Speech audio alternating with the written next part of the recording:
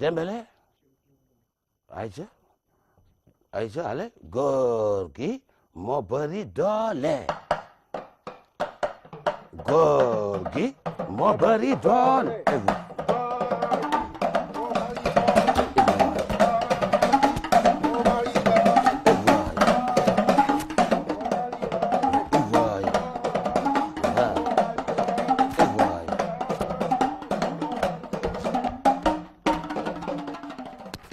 dañu ko tàmm moo tax ñu koy baaxantal waaw waaye du loo xam ne eh bien fu ñu dem ŋàdd suñu ay tama yagare déranger les Sénégalais bon maa ngi am mbégte ak contentement eh bien ànd ak sama chef de protocole Dembélé bon man bi ma tollee ni Karim dama nekkoon koo xam ne musuma nekk yambar mooy koo xam ne bien yow da ngay basé wu ci ay doomu aadama pour ñu defal la dara wala ñu waxal la wala ngay laqatu ci ginnaaw te war a taxaw ne fang ñëpp xam ne yow la bon vous voyez man du tey laa taxaw ci ay procès man yàgg naa nekk avocat bon j'avais des avocats et politiciens dans le monde politique même en Afrique j'ai défendu des présidents yoo xam ne eh bien dañu nekkoon ci ay procès et j'ai relancé l'économie de l'ancien Haute-Volta qui est devenu de Burkina Faso ak yeneen dëkk yoo xam ne Zaïre yu bëri jaar naa fa kon du ay yii ñooy jaaxal Karim Dembélé s'il vous plaît donnez-moi le procès de Luc Dambert que j'ai plaidé pour la reconstitution des faits de l'Allemagne rapidement on n'a pas le temps Dembélé s'il vous plaît pour ranger le bagage voilà rapidement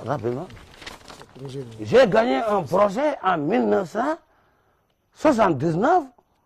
quand l'État de Zaïre, Mobutu Sese Seko, a voulu eh bien implanter par force la dictature de l'ancien régime zaïroise. Et j'ai été eh bien avec des opposants de la régime zaïroise et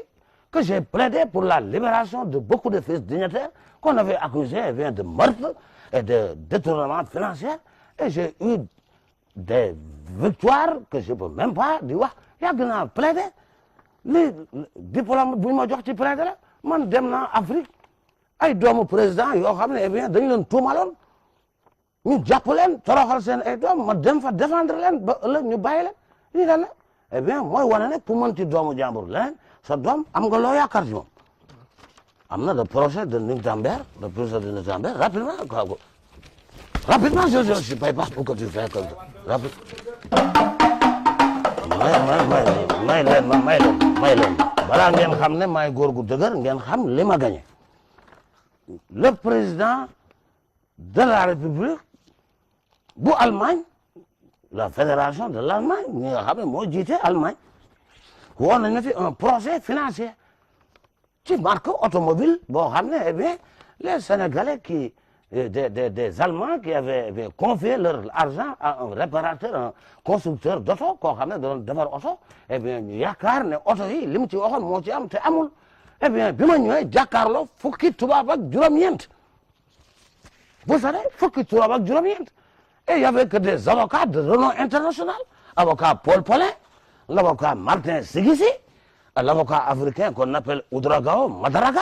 qui était un avocat kii boo xam ne bu mu saan taxaw di plaider ñëppay tàccu même le procureur day tàccu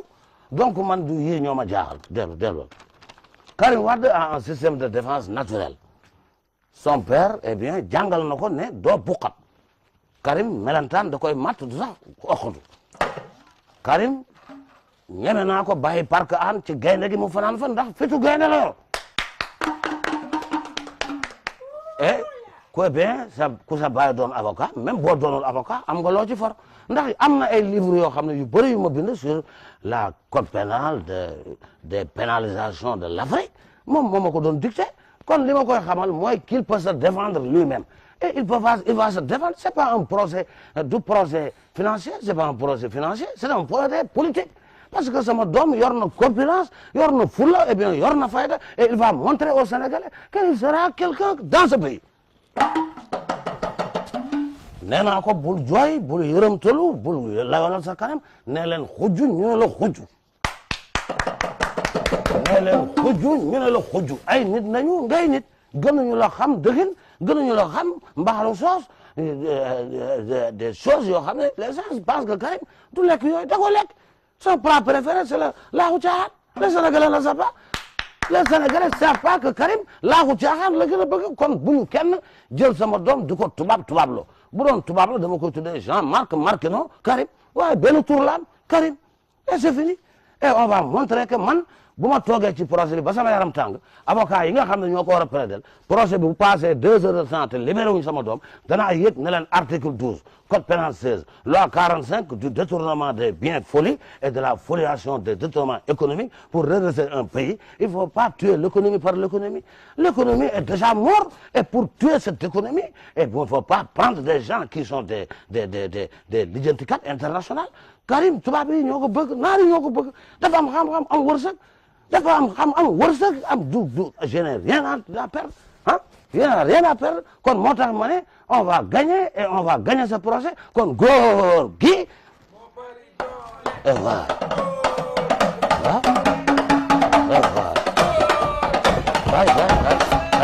yow gañe guñu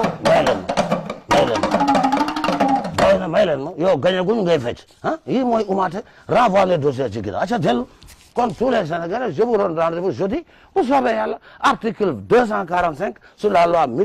milliard sur 2 milliards 475 millions que l'économie milliard en milliards de droits de milliards sur la fondation milliardique du procureur milliard et du juge milliard et les avocats milliards qui vont faire les milliards de l'État et les milliards de l'État ku wax sama wax am na ñoo xam ne sax attends je vais du Karim rek bu fekkee jël du Karim rek jël